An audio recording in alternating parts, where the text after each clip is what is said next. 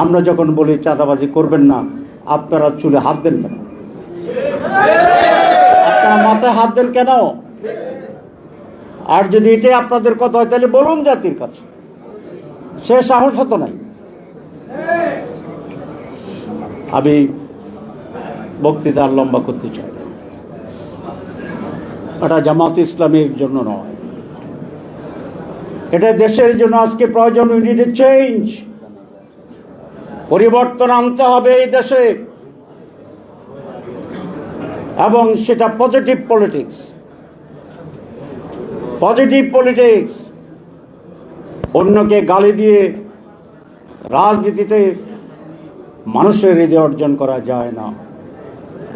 রাজনীতি হচ্ছে একটা সফিস্টিকেটেড জিনিস, একটা উন্নত মানের কাজ।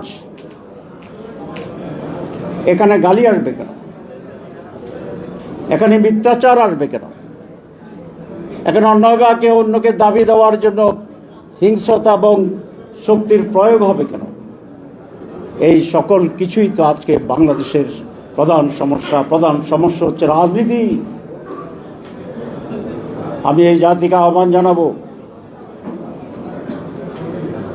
একটিবার আপনার এই সমস্ত নেগেটিভ অপরাজনীতিকে পরিহার করুন, প্রত্যাখ্যান করুন। নৈতিকতার ভিত্তিতে, আদর্শের ভিত্তিতে, চরিত্রের ভিত্তিতে, সততার ভিত্তিতে, দেশপ্রেমের ভিত্তিতে, আত্মত্যাগের ভিত্তিতে, ব্যবসা নয় সেবা এর ভিত্তিতে যে রাজনীতি, সেই রাজনীতিকে একবার ইয়েস বলুন। এর বিপরীতে যত রাজনীতি তাকে নো বলুন। তাহলে বারবার প্রতারিত হওয়া, বারবার আমাদেরকে আমাদের অধিকার থেকে বঞ্চিত থাকা, বারবার বাংলাদেশের স্বাধীনতা নিয়ে যে খেলা, বারবার আমাদের নিরাপত্তাহীনতার যেই দগ্ধ পরিবেশের ভিতরে আমাদেরকে অবস্থান করা, সেই সকল কিছু থেকে আমরা পরিত্রাণ পাব। আমরা 5 আগস্ট বলেছিলাম, এক সমৃদ্ধ বাংলাদেশ, এক নতুন বাংলাদেশ, এক অধিকারের বাংলাদেশ তৈরি হবে। সেই নীতিকে আফল করে আসুন আমরা সেভাবে অগ্রসর হই। যারা এই সততা রাজনীতির দাবি করেন, আদর্শের রাজনীতির দাবি করেন, তাদের আজকে এক মহান দায়িত্ব অর্পিত হয়েছে।